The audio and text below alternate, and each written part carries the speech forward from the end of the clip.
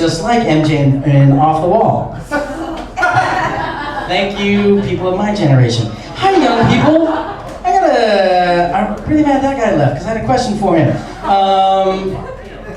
My hashtag is your Uncle Eddy, and I like to dispense wisdom to the youth. Here's one for you young guys. There's a song that is stuck in my head all day long. It's by Kendrick Lamar, and there's a lyric in it that goes, I wish my dick was as big as the Eiffel Tower. I'd fuck the whole world for 72 hours.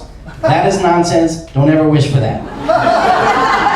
I will tell you, with every prayer, every wish, there's a second side to it. If you wish for victory, you have to also wish for defeat. If you wish for a dick as big as the Eiffel Tower, you also have to wish for a woman that has a pussy at least the size of a subway tunnel. And I will tell you, no woman in this room ever came home after watching the vagina monologues, busted out their little hand mirror. It's like, wow, I wish that thing was as big as a subway tunnel. And then fuck the whole world for 72 hours. First of all, we've already established you can't put it inside. So look, your only wish is you can lay it out and you have all the women in the world just kind of touch it. That's 72 hours of hand job. That is the coward's way out to begin with. We would never wish for 72 hours of the coward's way out. Don't do that. Here's another thing. Going out drinking with ladies. I'm a little bit off my game. I just broke up with somebody. Broke up with her because she was an alcoholic. Odd thing was I broke up with her because she was just an alcoholic.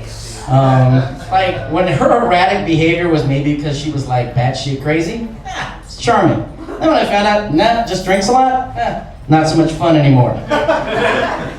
I'll say that I was really bummed out. The first date we went on was great. Went out, had one of those kind of dates where you just talk the whole night, go through 2, 3, 4, 5 bottles of wine. At the end you realize you haven't even touched your food. End of the date, I being the gentleman, I went in for the hug, she went in for the blowjob. Felt like a keeper. After a couple dates, we're starting to get closer, we're establishing rapport and communication, and it was like, somewhere on the 4th or 5th date, it felt like she was like, you know what, let's give Eddy a peek into my closet to see the skeletons there, see how fast he runs. Here are the skeletons she decided to show me. First one, her parents were nudists. We'll cross that bridge at Thanksgiving. Wasn't afraid of that. Second problem. Oh, she had OCD so bad. If she ever came to my house, she would just clean, clean, clean. I was like, do you also cook? Are you kidding me? That is like a bullshit response at a job interview. Like, hey Larry, what's your worst quality? Perfectionist. I will sacrifice friends and family to make sure that job is done right. That is bullshit. Who gives the answer like, oh, I'd love to clean your house. Come over all the time. Third skeleton. This one was a good one.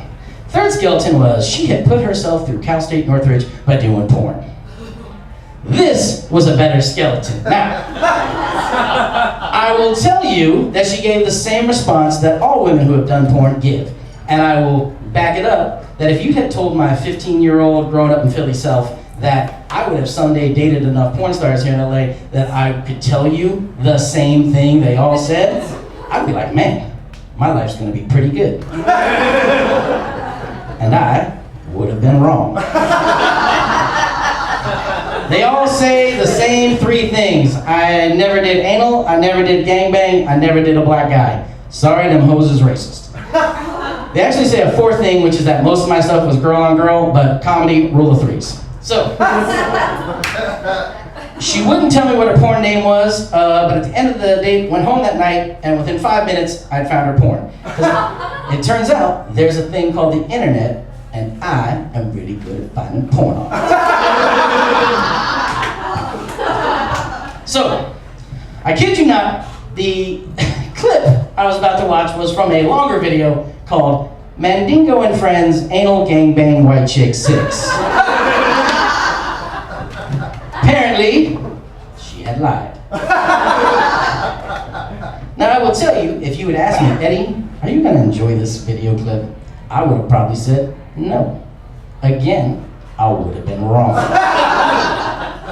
Not the least of which was the activity happening in the video. I will say that my own fucked up ego, the thing I liked most about the video was that when I had sex with her, this is a disgusting term, but I'm gonna say, I found it to be a snug fit. After watching that video, I wouldn't have thought that was going to be the case. So anyway, we continue. So here's another good thing about, there was some positives to dating an alcoholic. I'll say this one. If you don't want to do shit, guys, you don't have to when you date an alcoholic. Here's a prime example. She was having a housewarming. I didn't really want to go.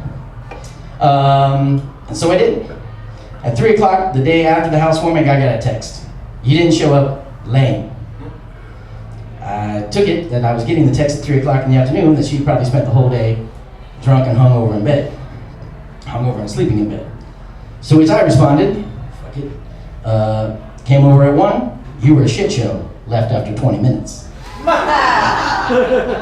Why not? She responds, I don't remember.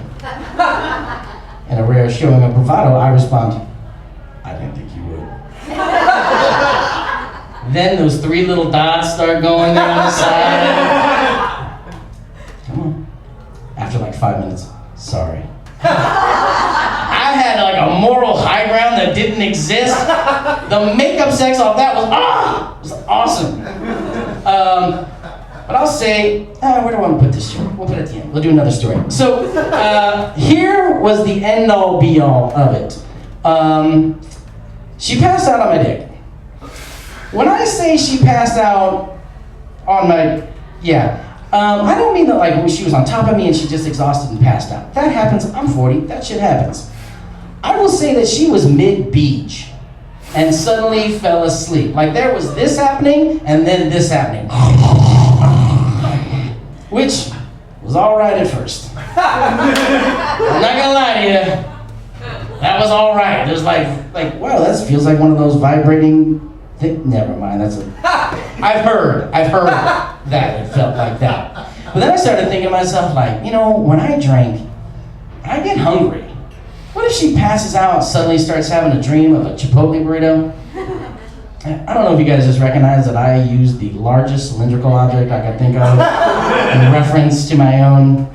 I have no way of ending this because the joke I normally make is the worst part about dating an alcoholic is the day you have to look at yourself and admit you're a sex addict. Should have been early in this thing. Note to self, write that down, friends. Eddie, tell that joke earlier. Time's coming to the end. We'll just go to this joke. I just felt like telling a joke. What's a fish say when a wall runs into a wall? Damn. Anyway, you've been a good audience. Enjoy your evening.